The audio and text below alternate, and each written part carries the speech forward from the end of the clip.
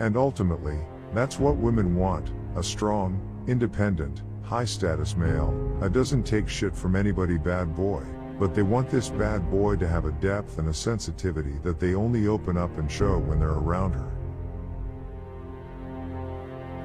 The first step to being more attractive is to see rejection as a means to eliminate women who won't make you happy from your life. It's a blessing, not a curse. Rejection exists for a reason. It's a means to keep people apart who are not good for each other. I see every rejection simply as some form of incompatibility. Whether she thinks I'm a total creep, or she's crazy about me but we live on different continents, or she's in a horrible mood when I ask her out, or she thinks I'm cute but has different values and interests than me, whatever the reason, if a woman ever rejects me, it's because she's not compatible with me. It may be a permanent incompatibility. It may be a temporary incompatibility. But the point is that if she liked me enough, she'd be willing to work at making it happen with me. And if she doesn't, then that just means it's wrong person, or right person, wrong time. And that's fine. Everybody on this planet shares a handful of universal emotional realities: ambition, shame, alienation, loneliness, achievement, regret, hardship, friendship, love, heartbreak. We've all experienced it. The facts change, the feelings are the same. Humans are attracted to each other's rough edges. It's usually not about you as soon as you realize that 95% of this attracting women stuff has nothing to do with you. It's the moment you become free to pursue what you want without hesitation or fear. The two go together. You cannot be an attractive and life-changing presence to some women without being a joke or an embarrassment to others. You simply can't. You have to be controversial. You have to polarize. It's the name of the game. And getting good at the game is learning to open yourself up enough emotionally. Learning. The less you talk about your shame, the more of it you have. Challenge yourself to find the good and beautiful thing inside of everyone. It's there.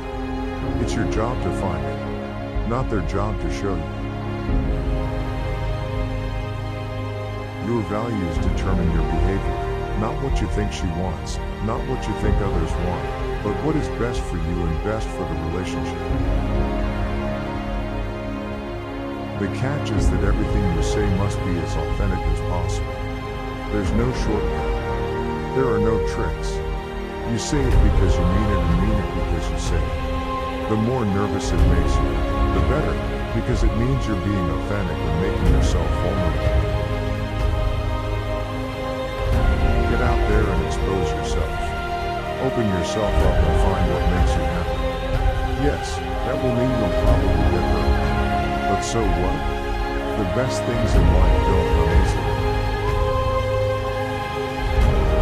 Intentions are always speaking 10 times louder than their actual words. What are they saying? And when it is a gift, when it is honest, she recognizes and appreciates a man who genuinely appreciates her. These men are rare. Women are people too, radical idea. I know. And as people, we all value those who genuinely value us, not expecting something in return. Ask yourself this: why would you want to be intimate with someone who doesn't appreciate you? Why would you ever settle for such a person? Because she's hot? Come on, have a little more self-respect. Have some higher standards. Instead of thinking, I wonder if she'll like me, think, I wonder what she's like. The percentage of women who are receptive to you will increase proportionally to the quality of your lifestyle, your social status, and your looks. The percentage of women that you're able to move from neutral to receptive will be proportional to how good your game is, or how well you're able to communicate and express yourself with women. And your ability to sort through each type of women and meet as many as possible will be determined by how fearless and bold you are when it comes to meeting women. There are 3 ways in which we are honest. And those 3 ways will make up the bulk of this book. The 3 ways are: 1. Living based on our values, lifestyle; 2. Becoming comfortable with our intentions, boldness; and 3. By expressing our sexuality freely, communication. That my most important values are honesty, empathy, and intellectual curiosity. That I'm unwilling to tolerate women who don't make me happy, no matter how hot they are. The uncomfortable truth is that the majority of women are going to have high degrees of friction and projection when you meet them. With most of the women you meet, things are simply not going to work no matter what you do or say. This is to be expected. And this is fine. You are going to be incompatible with most of the women in the world, and to hold any hopes of being highly compatible with most is an illusion of grandeur and a figment of your own narcissistic tendency. If you don't find her attractive, don't pursue her. Highly needy men will end up in relationships sometimes, but only with highly needy women. The highly needy man is constantly working to earn a woman's approval, and a highly needy woman is constantly in need of a man's approval. So the two conspire together, usually with one creating drama/emotional meltdowns and the other one endlessly fixing it. This relationship is toxic and can harm each person's self-worth.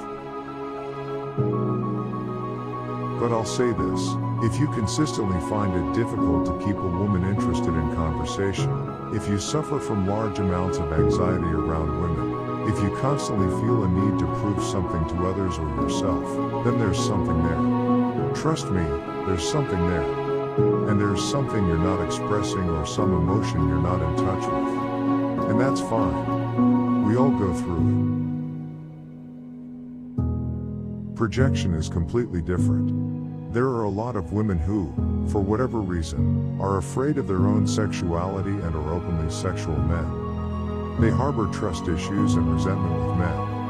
Usually, this is because they have a history of some sort of emotional/sexual abuse or they've experienced a long string of disappointments with the men in their life.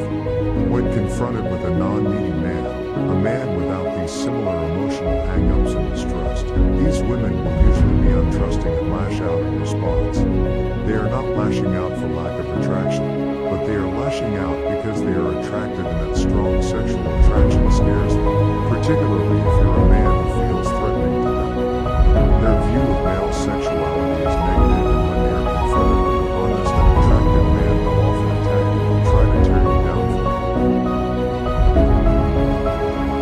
Because sharing yourself with someone doesn't mean just physically occupying the same area. It doesn't mean exchanging facts with one another. It means opening up about your values, desires, feelings, and dreams. It means exposing your shame and insecurities and doubts and fears. It means living with somebody on an emotional plane, inhabiting that same heart space together, because that's the one thing we can't ever achieve by ourselves.